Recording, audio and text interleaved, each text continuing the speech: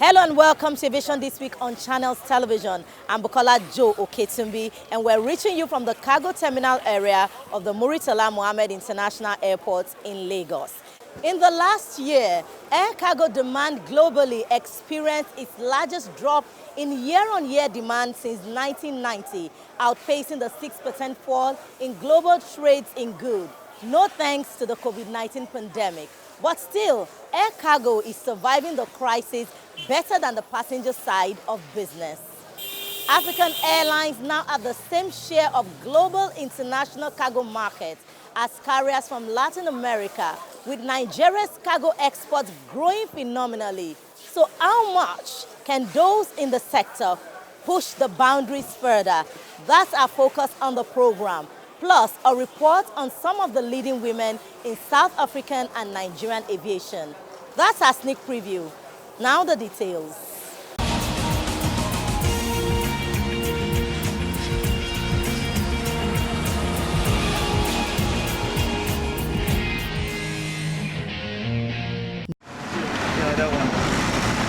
Airlines transport 52 million metric tons of goods a year, representing more than 35% of global trade by value, but less than 1% of world trade by volume. This is equivalent to $6.8 trillion worth of goods annually, or $18.6 billion worth of goods every day. Aircraft on the cargo airside of the international terminal in Lagos.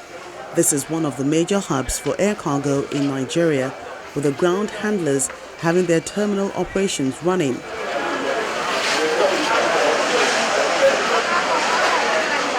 Cargo exporters at work put finishing touches to the consignment leaving the country.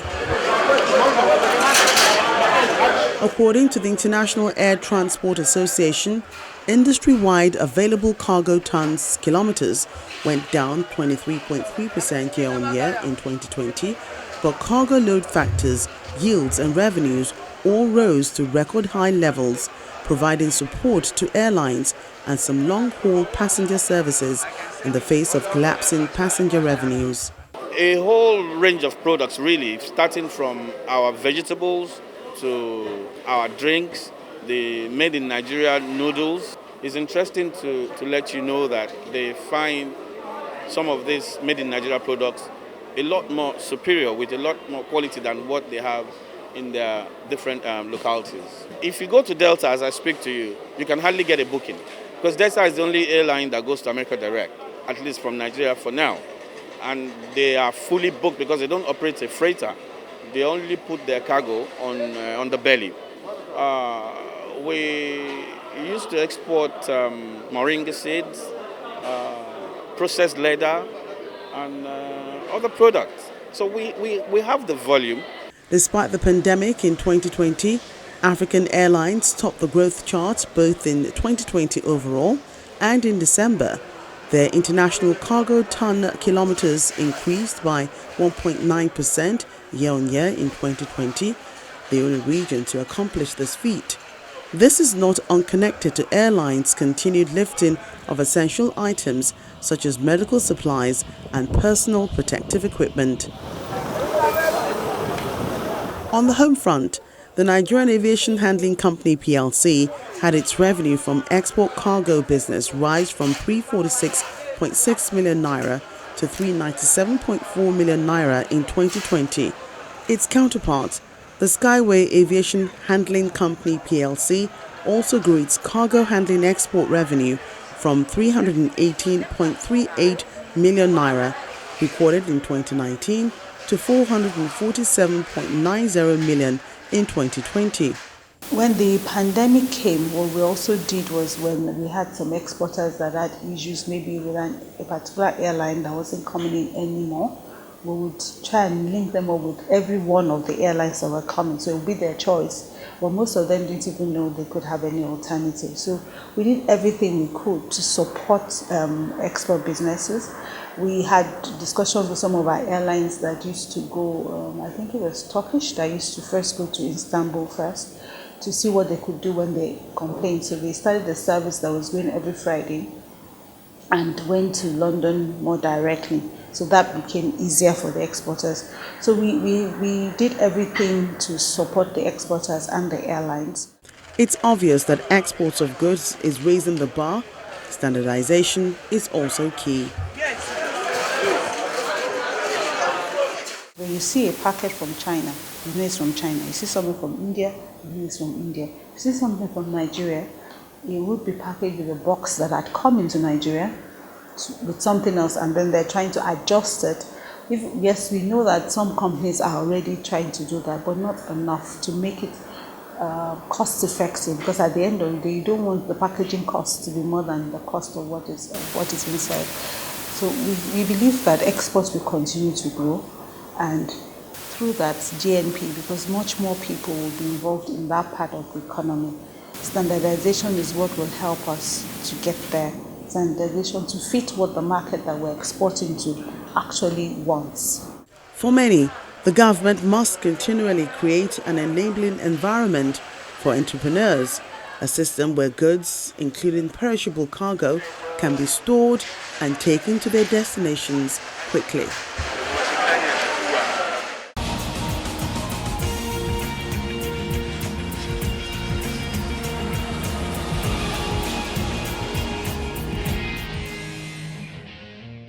Before now, cargo has been regarded as most airlines, passenger operators, we probably have a little department for cargo. But you can see the pandemic has made everybody realize that, you know what, cargo is very important, which I've been preaching all this time, because we as ADEYEMI were the first cargo airline to be certified by IATA. And that has been our own goal, to prove to everybody that cargo is very, very important. So there's this awareness now of cargo. After this, we have no choice but to start thinking of export. It saddened my heart when we as cargo airlines come to Lagos, drop the cargo, having to go to Accra or Nairobi in Kenya to pick up fresh flowers and veg to Europe. It makes economic sense to fly back direct to Europe from Lagos. Even in Europe, they prefer fruits and veg from Lagos for two reasons. It will become cheaper.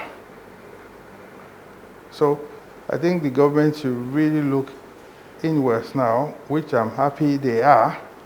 And the Minister of Aviation, under his watch, is doing a whole lot, because he's insisted that we should have warehouses, make sure that all the bottlenecks for exports is being taken care of. So we thank him very much. It means that there will be more business for us. And whether we like it or not, aviation is the backbone of the economy. Once we can start all this now, exports, it will generate employment.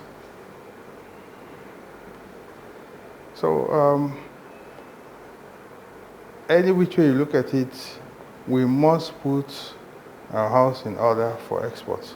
We have been sitting and just not interested in export. Why? Countries that don't even have oil. Kenya is exporting, the exports of flowers and fruits and veg is the foreign exchange earner there. So I think it's time for us to start this, and I think it's something that will be a game changer.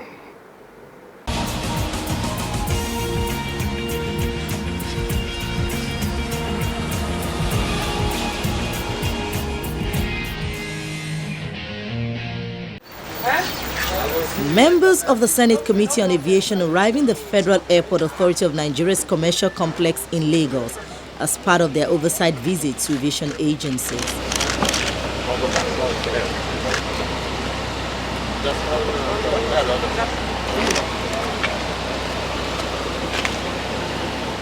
Within the conference hall, the Managing Director of FAN, Captain BIODUN, highlighted some of the achievements of the authority to include massive upgrade of the airports in its network and the construction of 5 brand new international terminals, among others.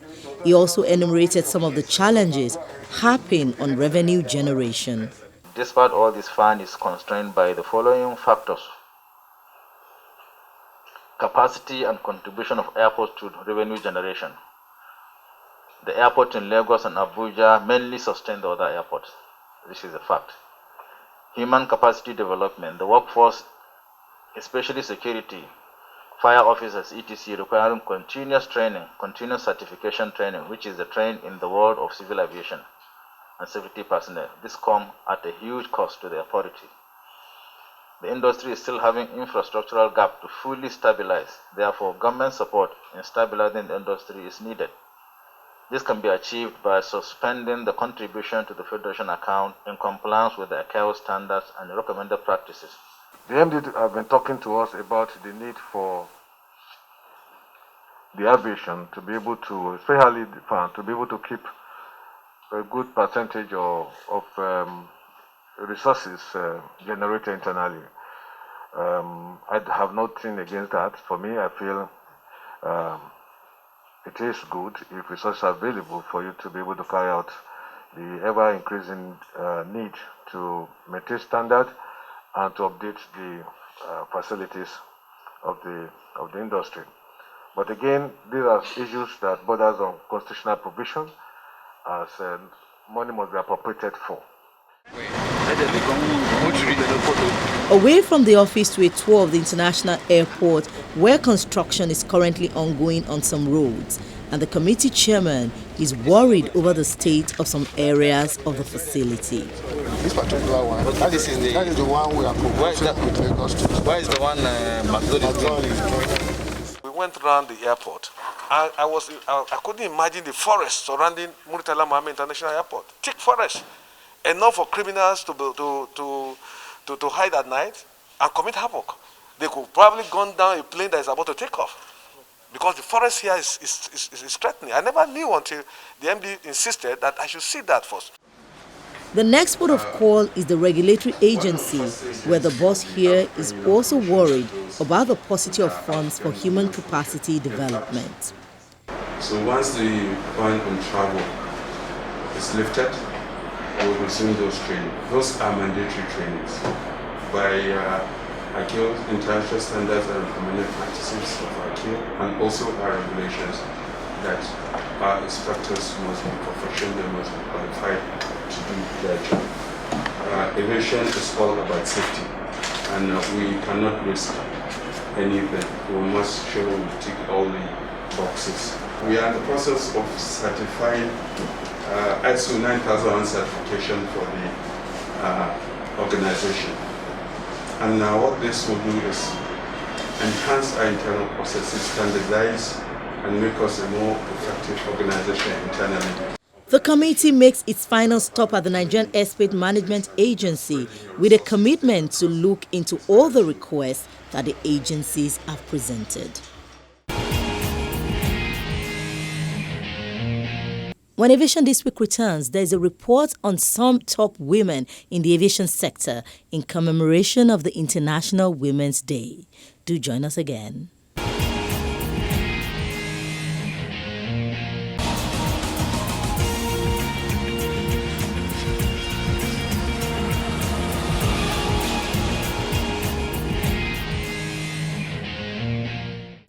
In honor of the International Women's Day with the theme Women in Leadership, Achieving an Equal Future in a COVID-19 World, we celebrate some leading women in the aviation sector.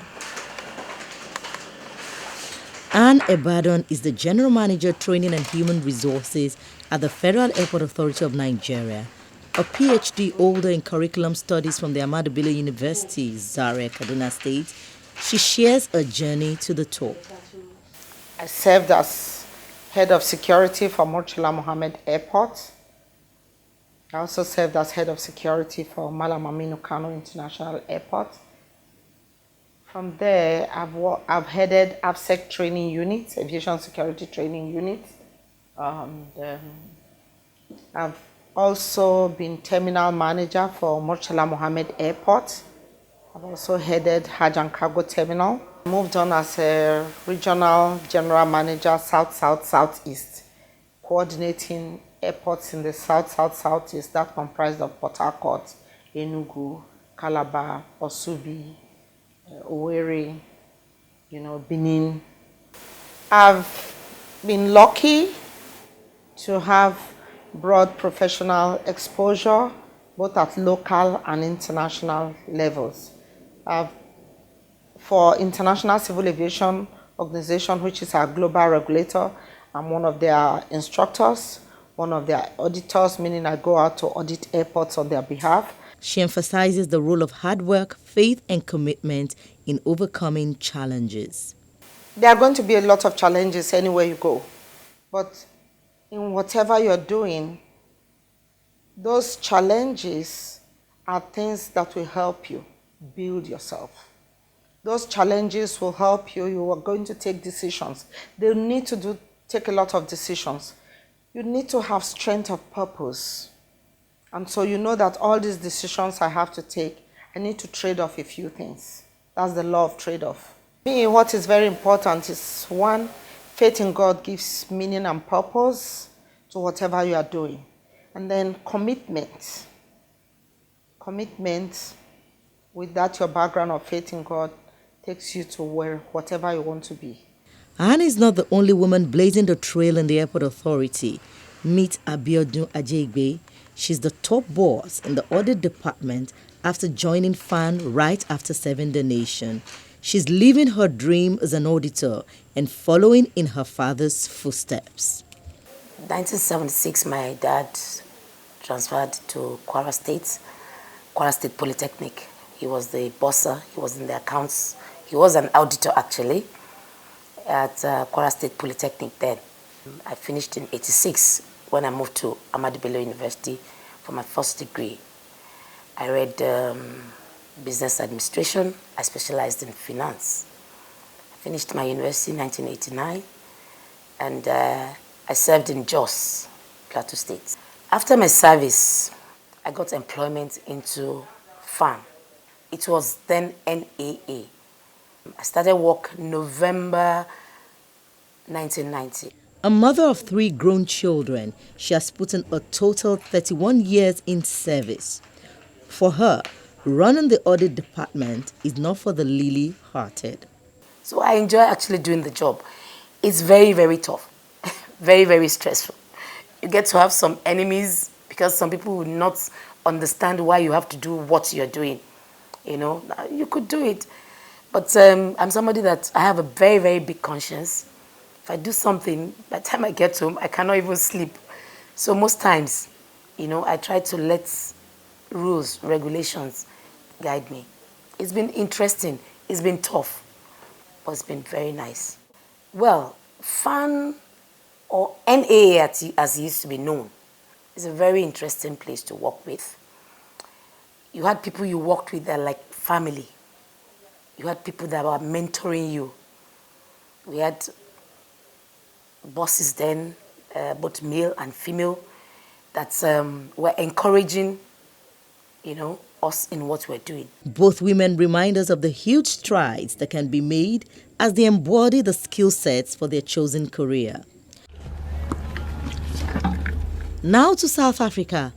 LEDWABA is the country's first black female helicopter pilot, a feat she accomplished despite growing up in apartheid South Africa with 6 siblings and a single mother. 170. It was while training as cabin crew to help pay off a student loan that she found she felt more at home in the cockpit. Her white colleagues encouraged her to become a pilot, and one, a pilot himself, offered to train her for free if she covered the cost of fuel.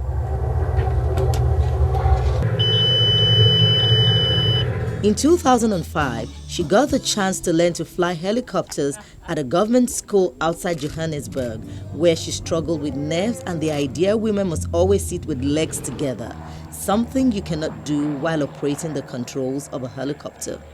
Months later, she became the first black helicopter pilot to join the South African Police Service.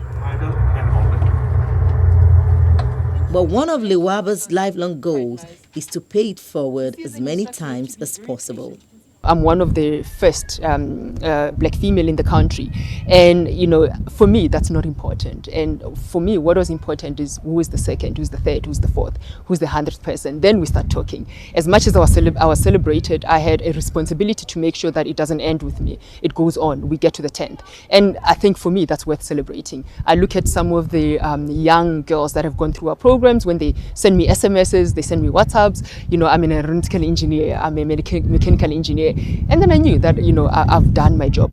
Now a certified flight instructor, she has run her foundation's Girls Fly program in Africa for over a decade, training hundreds of young women in aerospace and aviation. It now operates in 4 African countries, and LEDWABA has her eyes on others. Her mentees and volunteers say her drive and boldness has inspired them to believe in themselves. REFILWE really inspires me and has been such an inspiration in my life because she's fearless. Nothing is beyond her, nothing is beyond her power, and it has helped me a lot as well, especially when I was starting off, because I started with GFPA when I was still in my last year at varsity, and just having someone to look up to that's so fearless and so determined to change the narrative of women in this space has been so inspirational to me. LEDWABA is now in her early 40s and a few thousand hours of flying under her belt. She said it was the support of people all through her career that encouraged her to break the boundaries of race and gender and do something beyond being just a pilot.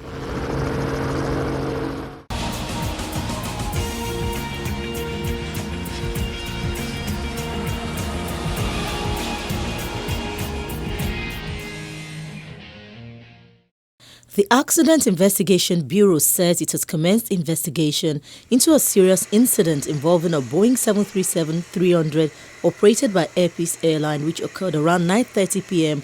on March 8. The aircraft, with 127 passengers and 6 crew members on board, was en route Lagos from Abuja. The aircraft had a burst tire on landing on runway 18R of the Muritala Mohammed International Airport in Lagos and taxied to the General Aviation Terminal to park. AIB says there was no injury or fatality. Now to the distribution of COVID-19 vaccines in country. Nasarawa State has received over 61,000 doses of the vaccine, while a total 50,000 doses went to Benue State. Borno and Kwara have also had their share delivered by air. Lagos and Ogun had earlier received doses. This is where we disembark on this edition. Thank you so much for staying with us. See you next time. I'm BUKOLA JOE-OKETUNMBI.